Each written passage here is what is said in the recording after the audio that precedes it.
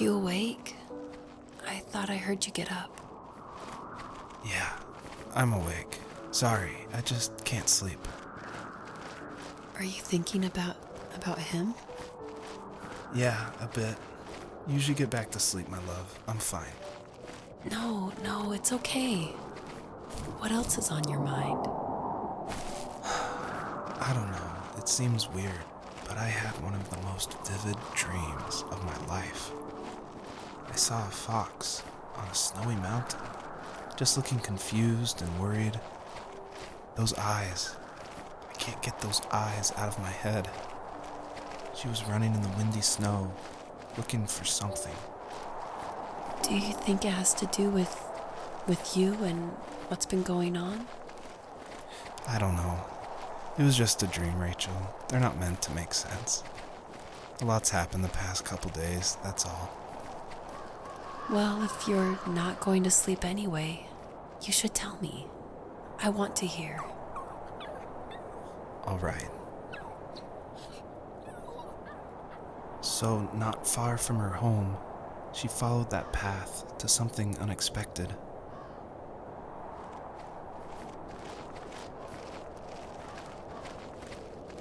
She couldn't stay, though. She had to find her other 2 children. So she took that path.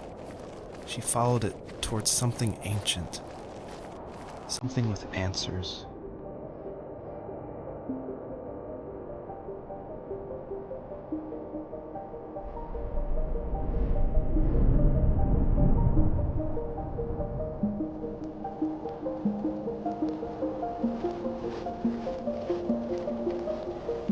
The fox looked high and low, searching for any sign of her cubs. Points of light showed the way to this ancient tree. It was as if each one had a story to tell, all their own. The land was trying to tell my story, too. I felt like I was right behind her the whole time.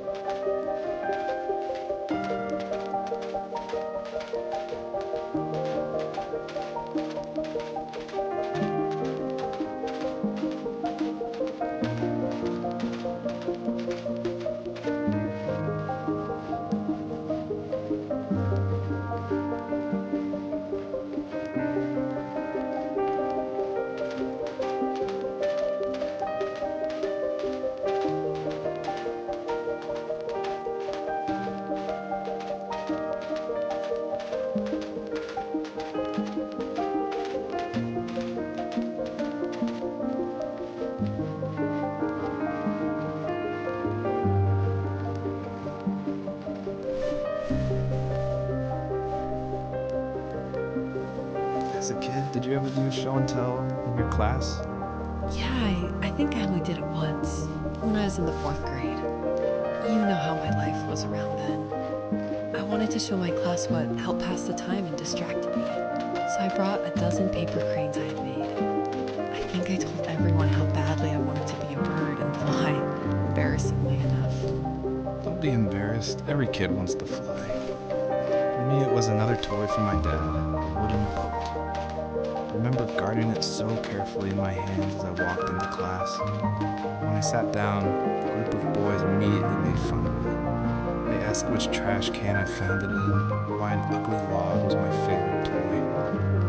When I got up, I didn't even want to tell them my dad had caught them. I said it was a joke gift my friends had given me. Kids can be so cruel. Some of them are. I shouldn't have let them get to me, but it did. It's amazing we bounced back at all.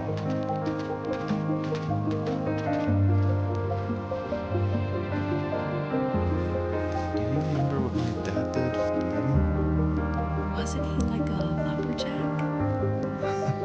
way of putting it, if wood was a canvas and carving knife was his paintbrush.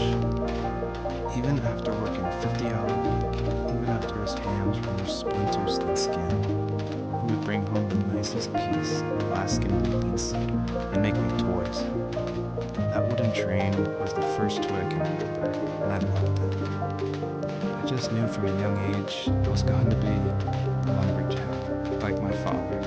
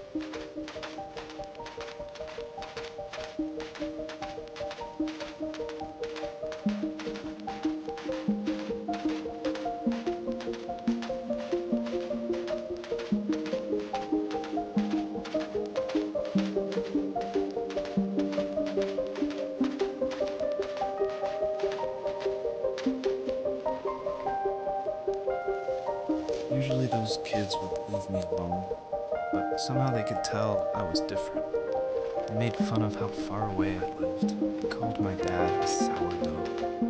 I was a blabbermouth as a kid, telling my dad stories I made up for hours. But after that show and tell, I didn't tell him much anymore. He didn't know exactly what was wrong, but his best guess was that the toys he carved weren't cool enough. He carved me a tank and tried to tell me what it was like to be in a real tank as a serviceman. I didn't know your dad was in the military. Yeah, in the army. The sad thing is that I'd pretty much forgotten until just now.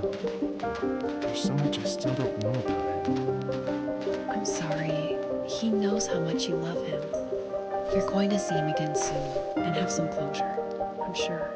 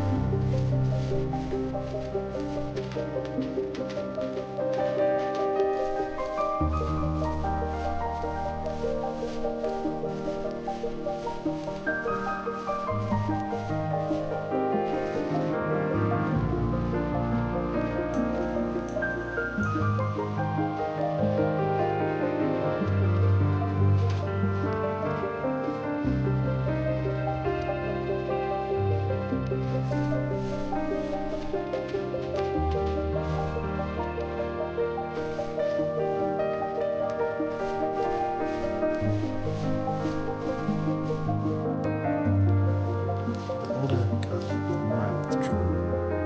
I asked myself, why talk to anybody anyway?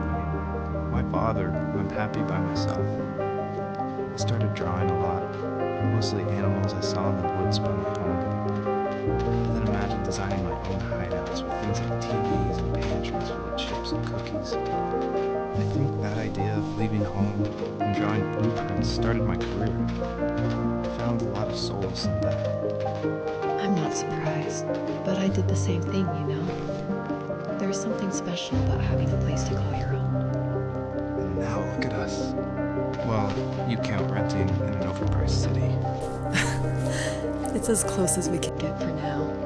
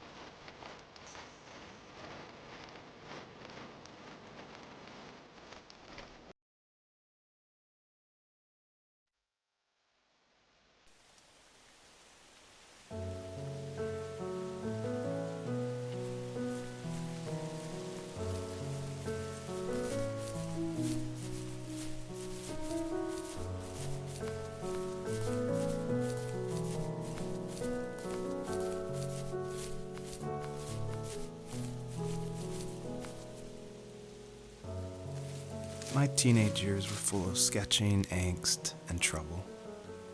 I wasn't popular or unpopular. Maybe just forgettable. I guess that gave me a sense of freedom, so I hung out with crazy kids, doing crazy things, even though I mostly just watched the chaos ensue. We did it all. Put fireworks in mailboxes, hide roadkill in people's garages, break windows of the barber shop in Anchorage. My dad was furious, but he was so busy working he couldn't do much to stop me from going out. I think being an adult means there's no one to stop you making hard decisions. He had to make a living, and he couldn't be in two places at once. Yeah, I realize that now. But at the time, I was sure he was more interested in growing his business than what was going on with me.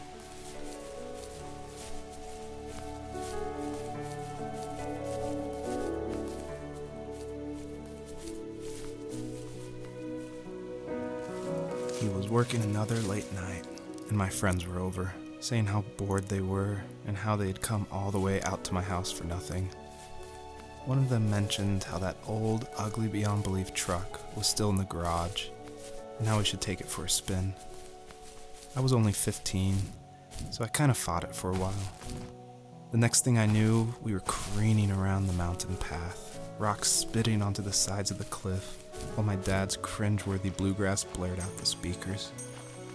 I drove while my friends were in the back of that yellow and purple truck, throwing beer bottles and trash at anything remotely interesting. Felt like I was soaring in the air with borrowed wings. But all good things have endings. A cop outside of Eagle River pulled us over after he saw us in a bottle rocket into someone's yard.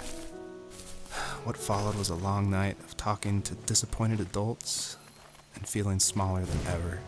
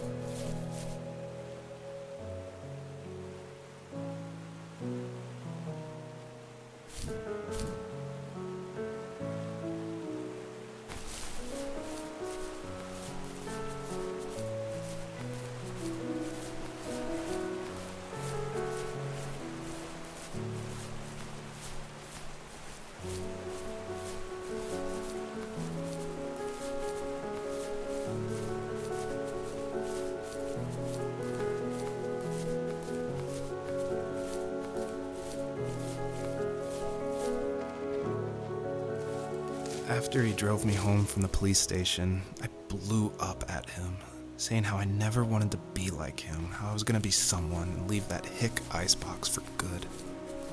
He just looked forward at the road with tired eyes. I took out that bluegrass tape from the cassette deck and chucked it out the window. In my sage teenage wisdom, I thought I had proved the ultimate point. But my dad had a different idea. He slammed the brakes, slowly bowed his head while gripping the steering wheel, and finally looked at me. All he said, like it was a polite request, was, "Make this right." I sat there in silence, fuming, but I eventually got out and combed every square inch of the woods, muttering profanity after profanity. I found it 30 minutes later, near a small waterfall off the road. I went back to the truck, put the wet tape back in, and sure enough it worked. We didn't speak another word to each other the rest of the night. Wow, I knew you were a crazy teenager, but... It's hard to believe, isn't it? It surprises me too. It's like I didn't really know who that kid was back then. I bet my dad thought the same thing over and over. It's almost like he was saying, "Make this right," to himself, more than to me.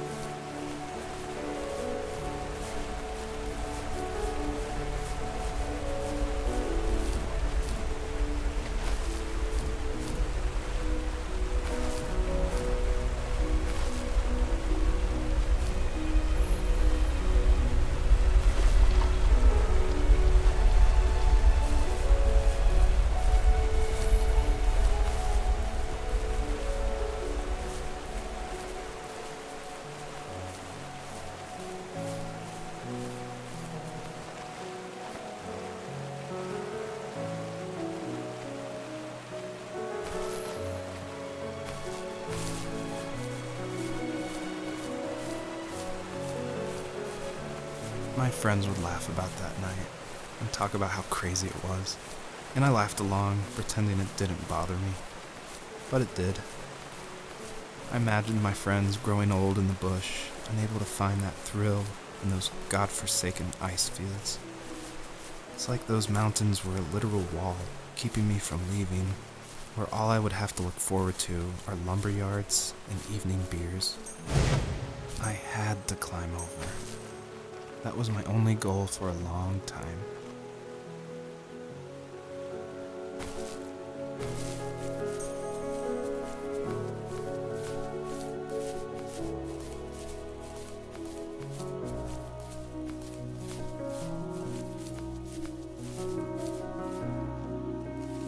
If there was some way I could take my love of drawing and turn it into a way of escape, nothing would make me happier. I wanted to create instead of tearing trees down. I wanted to move to the lower 48, not because I hated it there in Alaska, but I hated the idea of it. It's like all of that spite inside me had created this monster which followed me around my whole teenage years. I put so much energy into doing what others didn't expect of me. Why did I do that? There's one fact you're forgetting, though. If you didn't have that fire in you, we probably would have never met. You're absolutely right. Maybe the destination is all that matters in the end. But then why am I awake? Why am I seeing this fox go on her journey? And why can't I stop thinking about my dad?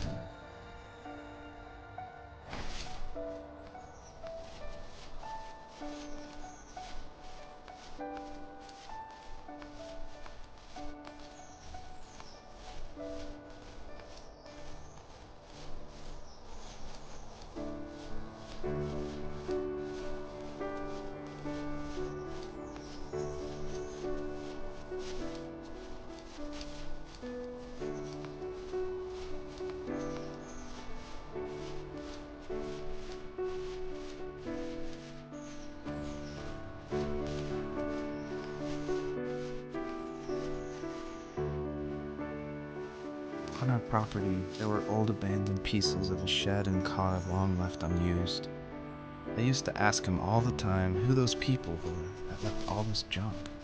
And I'm sure he got so tired of hearing it that he made up some elaborate stories how a brown bear ate them and haunted the woods afterwards. What's funny is I think it made those people seem more real. Growing up thinking they were still hanging out, but they couldn't say goodbye. I used to tell my friends how I could swear I saw spirits move near the water, and that always freaked them out. I guess it didn't bother me, because the way I saw it, they were normal people with old cars and sheds, just trying to figure out how to survive and be happy in the middle of nowhere. It was a cool thought that they didn't want to leave, but I was a weird kid. Well, you had good company since those ghosts like living in a place where they were brutally devoured.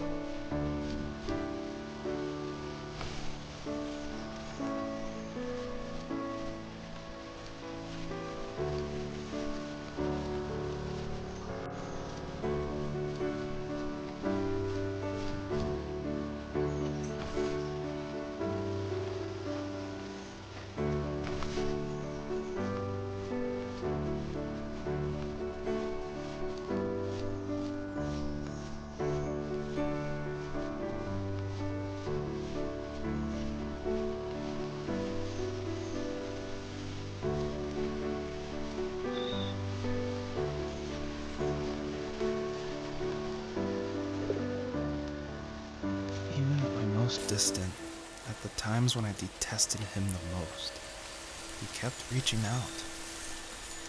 For a year straight, he asked me every week when we were going camping.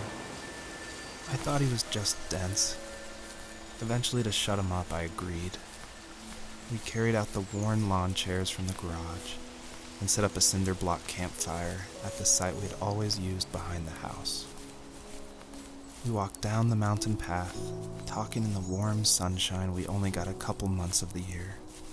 Those 3 obsidian rocks shimmered alongside the shore, almost like sparklers pressed against a dark window. I'll never forget that wet stone on my feet, or how those massive mountains looked even bigger in the lake's reflection. I felt small, but grateful. As the sun set, my dad found something I hadn't seen for a long time. The tree where I'd made my first carving when I was 6. I hadn't even carved it. My dad had helped me, but I still called it my tree. Something about seeing my name there made me open up, and we talked about everything that night in that old camouflage tent. I told him how much I loved sketching and design, and how it would be a dream to study architecture in Seattle. I told him how I didn't get along with my friends much anymore, but that I didn't mind being alone. He told me he was there for me, and he joked that if all he had to do was write my name on a tree to finally get me to talk, he would have left me carved logs with novels on them in front of my room every morning. I don't know why it took me that long to realize it, but it was then I knew how much he had sacrificed for me.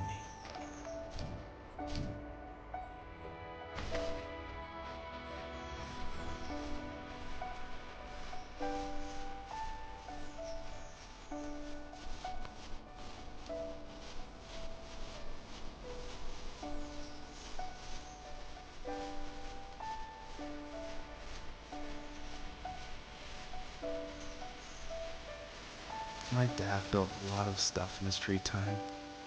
If he wasn't watching fly fishing or reading Tom Clancy novels, he was carving something. He made tons of birdhouses. Not that he was into bird watching. I think he really missed working and adding on to the home. If he couldn't afford the time to build onto our own house, he would have to settle with watching birds move into their little homes. We kept an old mattress in the bed of that ugly yellow truck, so we would drive it deep into the woods and then watch the birds fly into their houses while the sun set. Usually it was accompanied by venison jerky or a cold Coke, but not a lot of talking, which is how we both liked it.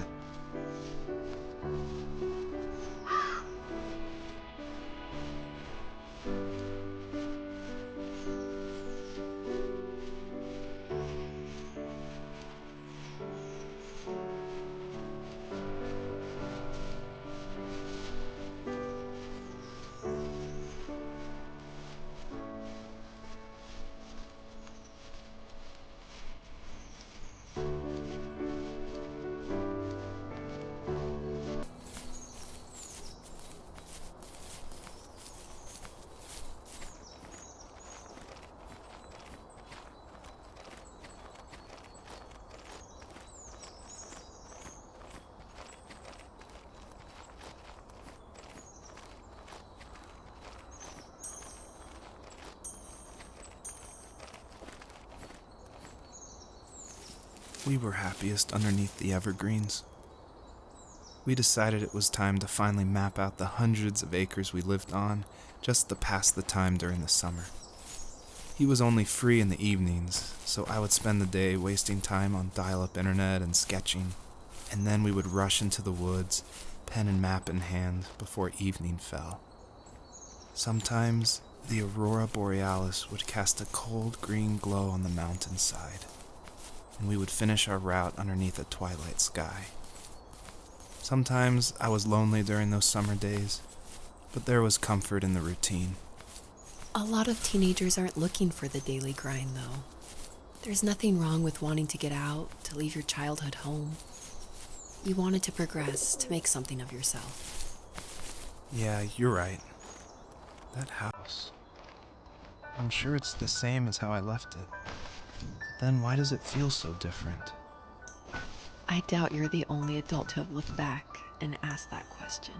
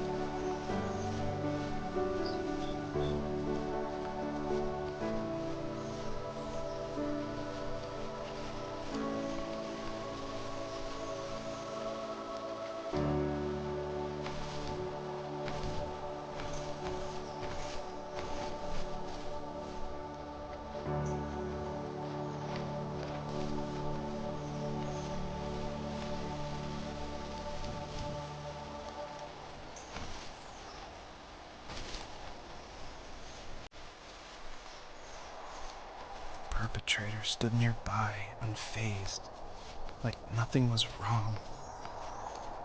My dad is dead, and he's never coming back, Rachel.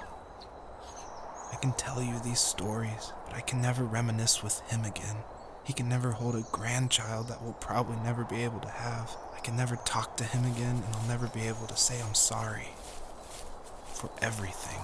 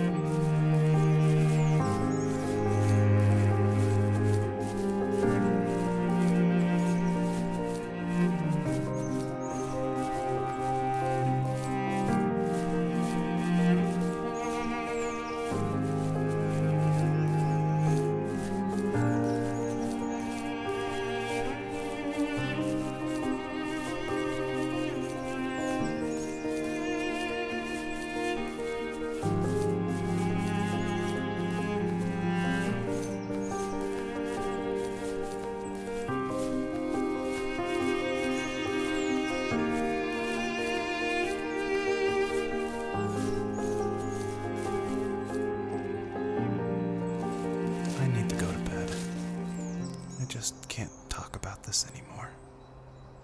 Good night.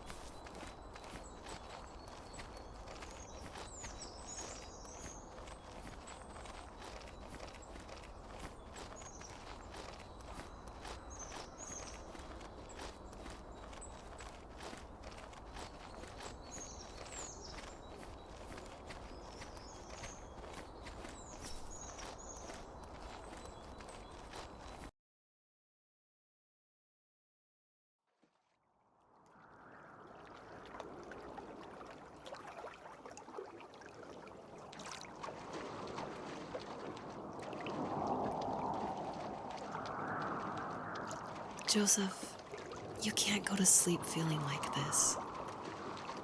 I'm sorry for everything, and I know you need space, but I'm here for you. You don't need to feel so lost. Joseph, Have I ever told you what my mother was like?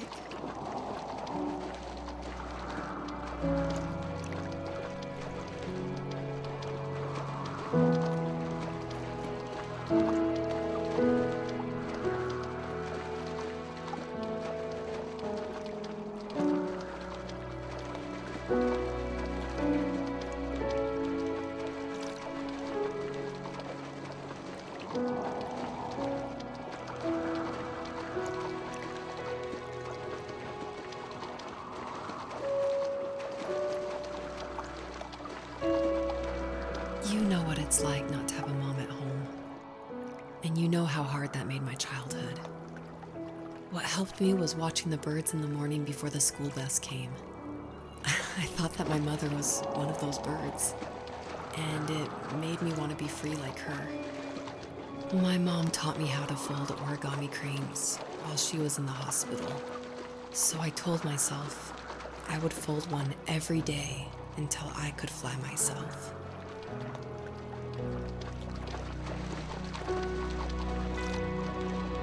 I think we both have always loved animals, and for me that love started with a dog. Sometimes this Rottweiler would come up to our property line and wait at the fence for me, but only once in a while. I was sure to check every day immediately after school, and it usually ended in disappointment. I would even steal money from my passed out dad just so I could buy these off-brand dog biscuits. Even when she did stop by, she never went beyond the fence. Why was she so scared? I think my dad was the opposite of your dad in almost every way, except he was in the military as well. He coped with alcohol of every kind. The trailer started falling apart, he got angry, and I withdrew. More and more I became the weird, quiet kid who made lots of origami birds and carried dog biscuits around. I think we were pretty similar when it came to being the weird kids. And that same sincerity in college was one of the reasons I was so drawn to you.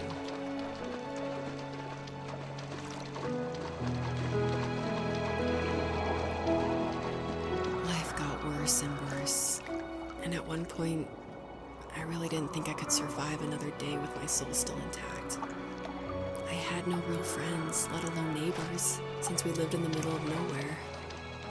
I should have talked to my teacher, but I was scared what he would do if he found out. As I waited for the school bus one morning, I walked around until I found something in an abandoned shed. Something I can't put into words. I summoned courage I didn't know I had, and I broke into my dad's room and found the key to the shed where he had locked my bike. I'll never forget that feeling, of the wind rushing by my ears as the sun rose over fields of wheat. I was flying for the first time.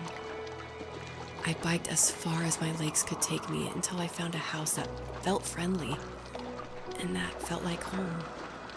Those strangers helped me in so many ways. And if it wasn't for them, I wouldn't have found my foster family. And if it wasn't for my parents, I wouldn't have met you. You have strength, Joseph, and you're not as alone as you think. It's all just so pointless. Just waiting for life to happen. It's like having the home I always wanted is cursed out of my reach. The thought of being a parent myself. How could I do that when I couldn't even be a good son? I'm sorry. I know what you're saying. I just don't know how things will work out. These quiet hours will turn into years. We'll wonder which roads passed us by. Then we'll forge a new road together. Besides, I discovered for myself that one fateful morning where any hopeful road leads to. There may be thorns and mist, but it always leads to the same thing. And what's that? Family. I'm so glad that you're part of my family, Rachel. And I'm glad you're part of mine.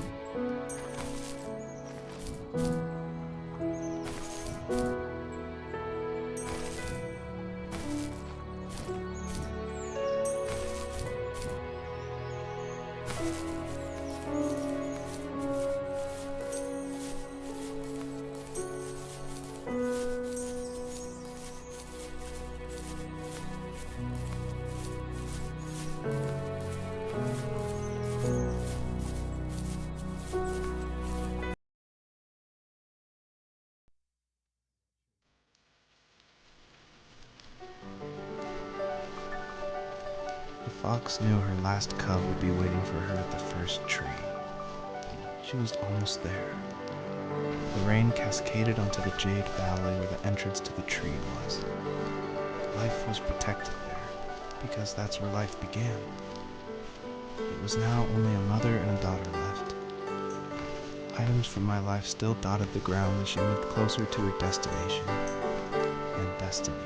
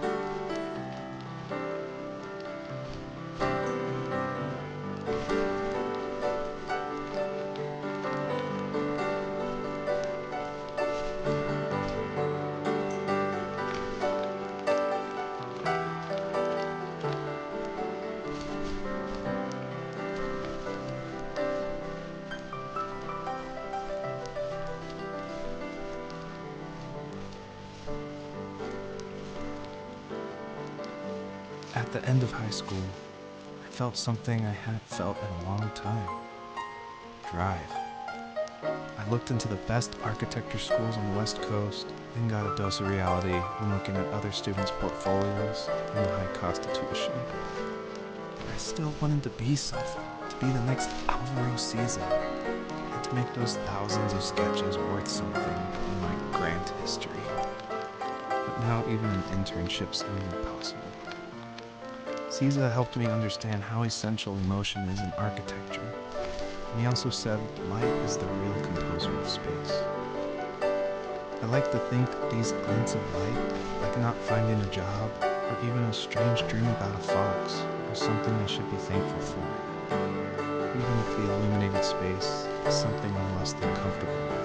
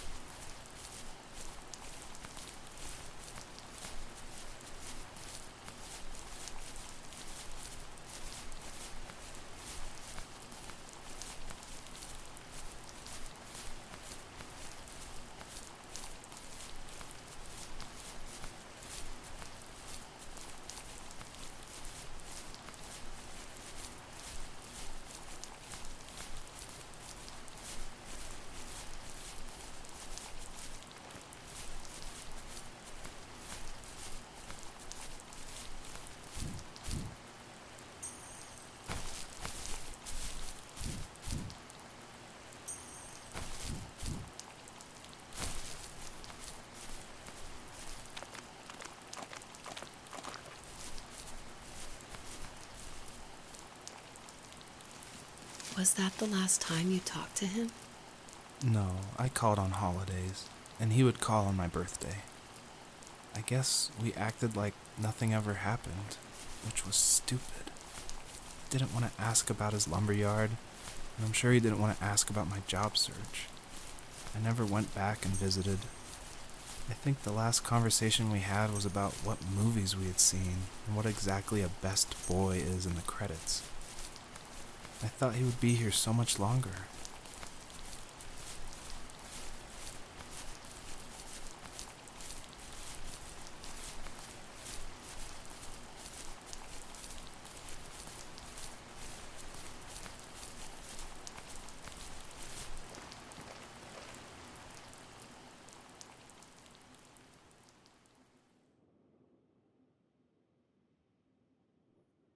In the distance, the first tree illuminated the wasteland. She couldn't go home anymore. She did the only thing she was capable of: moving forward. My dad died alone in the middle of the wilderness. I should have been talking to him more. I should have done a lot of things differently. If the first tree on Earth brought life with it, if it taught the birds to sing and fly and showed saplings how to grow, what could it do for us?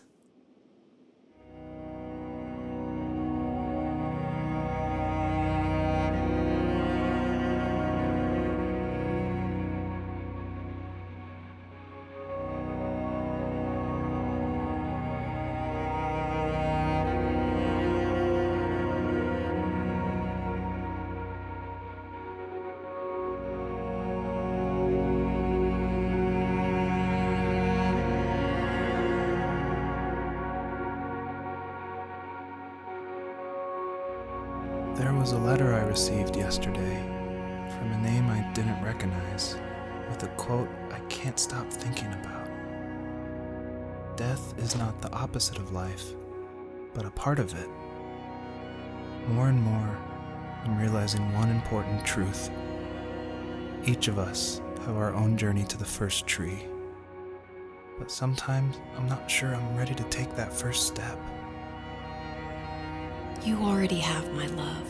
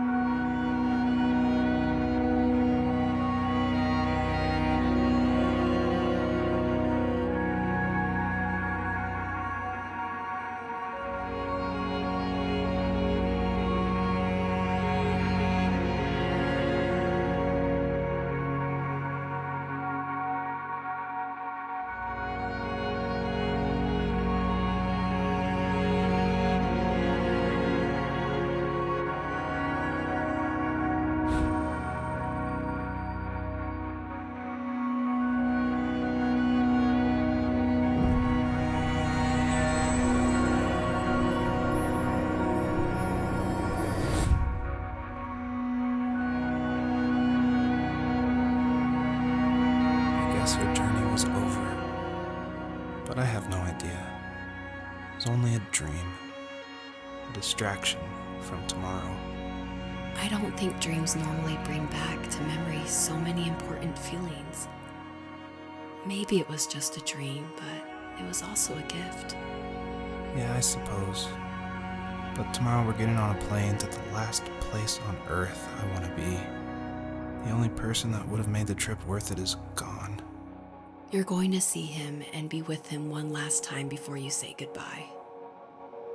I have one last quote for you by Emerson, sealed in an imaginary letter from me to you.